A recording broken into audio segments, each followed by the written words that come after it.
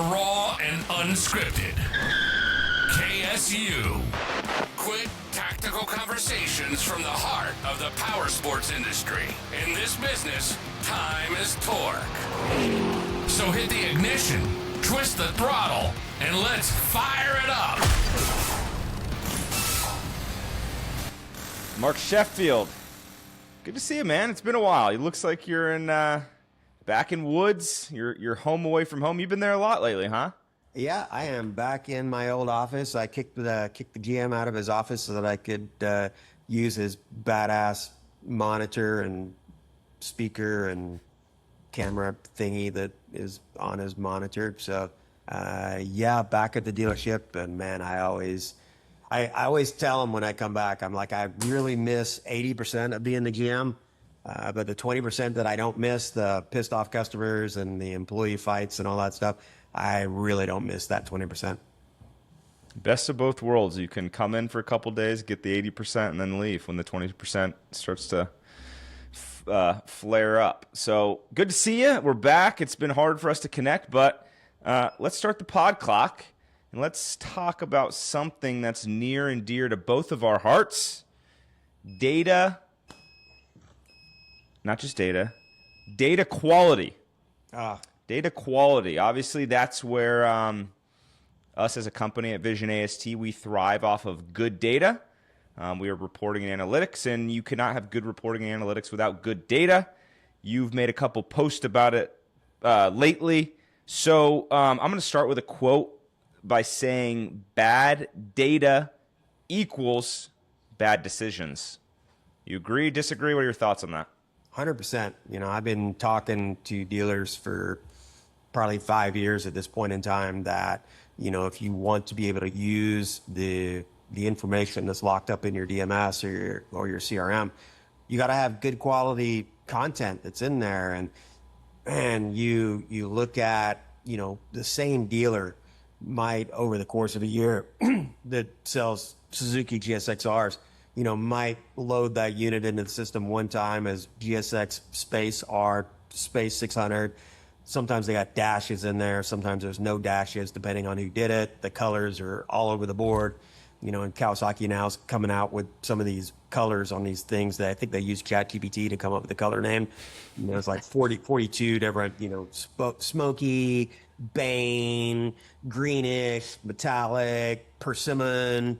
I'm like, how many words can you fit into the color? And, you know, it's dealers just kind of randomly put stuff into the DMS. And I think it really came to a head a couple of weeks ago when Lightspeed gave me access to some of the AI tools that they're building for Lightspeed at this point in time. And I just, you know, as I was doing some testing there, I really kind of saw that if you don't have some consistency in how that content is being put into the system, if you haven't done a good job of, you know, putting everything under one customer record. I mean, some dealers have got 3 or 4 records in the system for the same customer. You're not going to be able to use a lot of these new tools that are coming out anywhere near the power that they offer unless you're working off of a good data set. Yeah. So data quality, I broke it down to 4 pillars. Oh, great. 4 pillars of data quality, are first, accuracy. So is the data correct? 2, completeness. I can't talk today. Completeness are key fields filled in. Consistency, is it entered the same way every single time? And then timeliness, is it up to date? Are those pretty spot on for data quality? What were your thoughts on those 4? Yeah, consistency to me is a really big one. You know, we years ago kind of developed a system where when a new model comes in, the team in the office who loads that inventory into the system, they put that model in and then it tells them exactly how to load it into the system. You know, we don't have just random people throughout the store who are doing that. So I think consistency, completeness, yeah, if you got 10 fields that you said you're going to utilize in the system, I think you got to fill everyone out. And then, you know, the timeliness is a big one. I mean, I stole this quote from, you know, Clark Vituli when I worked at APS, but he said, you know, a lot of times by the time that a dealer gets their monthly P&L, all they can really do on it is an autopsy, because it's you know, the patient is dead and buried at that point in time. And Another project that I'm working on the side right now, we're taking a dealer that is getting their P&L sometimes on the 20th of the month for the prior month. That's not workable. And, it kills the back office as well because, a lot of times, the finance people are sitting on this stack of deals until 2 days before the end of the month, and then they're turning in 30 or 40 or 50 deals. And, it's no good for anybody. It just creates problems across the board. So, I think you got to have a system that, you sell a unit today, you finalize that deal tomorrow, it's in the database, and now we can run some reports off of it. So I agree. Speaking of systems, though, we've all heard the quote, systems don't fail, people and processes fail. You got a lot of quotes today. So I do have a lot of quotes. I have a lot of data quotes. That's what I do. So walk me through. Well, first of all, let me ask you a question. I've seen some aggressive dealerships tie data quality to performance reviews and their KPI performance, and even considering commissions based on lack of data quality. What are your thoughts on that? Have you ever done that? Have you ever maybe not withheld a commission, but dinged someone for their commission based on data quality, or at least until they fix that? What are your thoughts on that? I think it sounds like you've seen some people that have gone way further than I've ever really thought about going on that front. But, I do think that, or I have seen some dealers that salespeople have got to log X number of customers every day into the CRM, or they just don't, they're not going to get paid on that. Or, your sales manager and you're watching your sales guy talk to a customer on the phone, and then you look in the CRM and that call never got logged. They're either sit down and we're going to talk about this, or maybe there's going to be some impact, but I haven't really seen anybody take it to the level of including that in a performance review or maybe having a major impact on their paycheck. How exactly would you do that? I mean, what would the standards be? If you're using reporting, right? I mean, for our reporting, right? If you as an F&I manager forget to tag yourself to a deal, and it's on, maybe you have an Excel spreadsheet or some sort of manual entry log, and it's a deal there on my reporting system we're pulling from Lightspeed, for instance, and that deal is a blank F&I manager, and you're turning your report in saying you want to be paid on that deal, maybe not saying, hey, you're not getting paid on that deal, but hey, you got to go into Lightspeed and fix that deal. There's no F&I manager tied to that deal. Just correcting the behavior. Well, I mean, let's talk about this for a second, because I had this discussion with a dealer last week, and the statement that I made to this dealer is I said, you're operating in a construct. And what I mean was that they had Lightspeed. They've been a Lightspeed dealer for a long time. This is a big dealer, multi-location.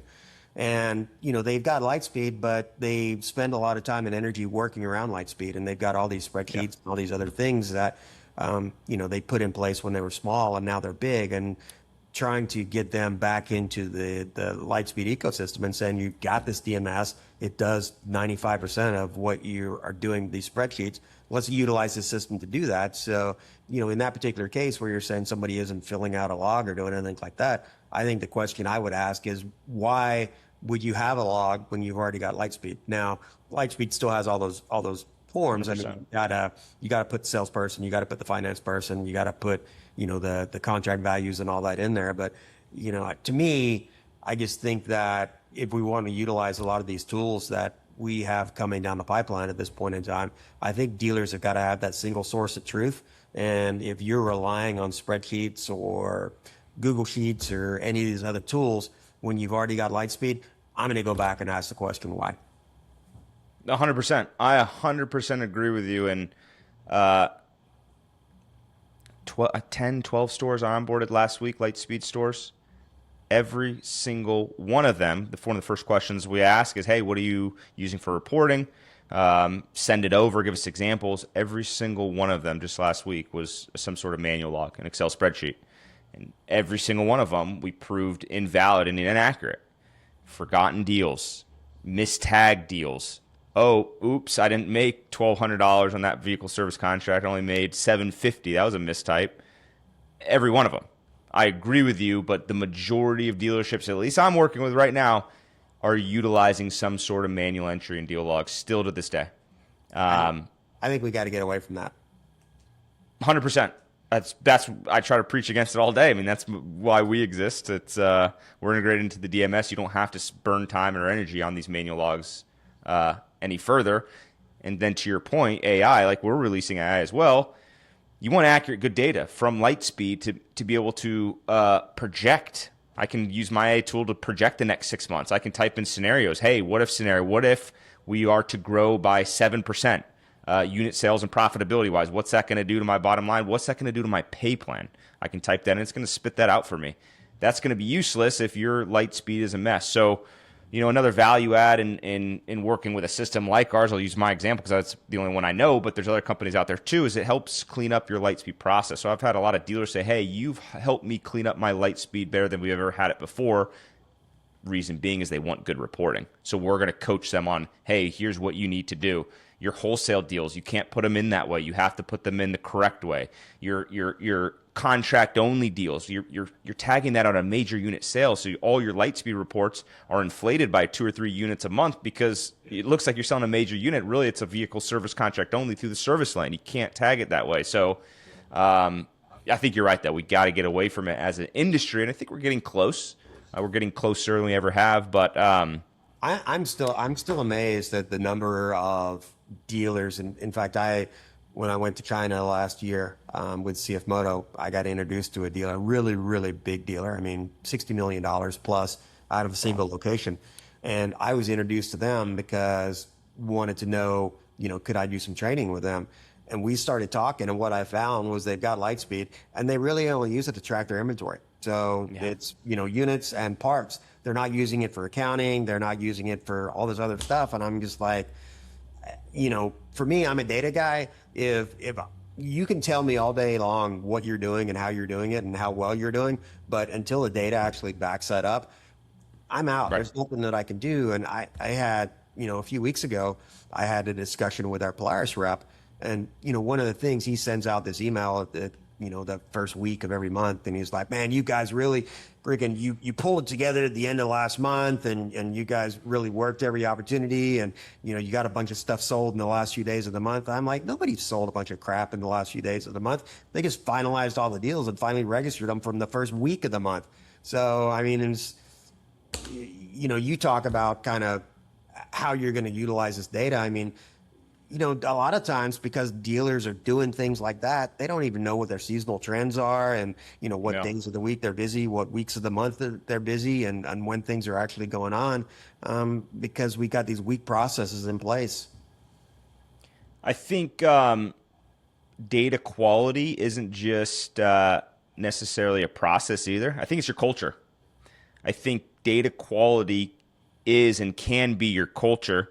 Better inputs equal more actionable insights equal higher profitability. So how do we improve data quality?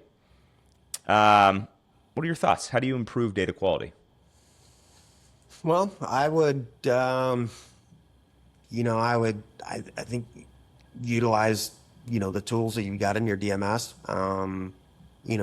Even just kind of when every week in Lightspeed, I download a 15-page list of all our inventory that's sorted by brand and category, and then the different segments. And when I did that last week, I noticed that there was a Sea-Doo that was out of sequence and it was sitting all by itself.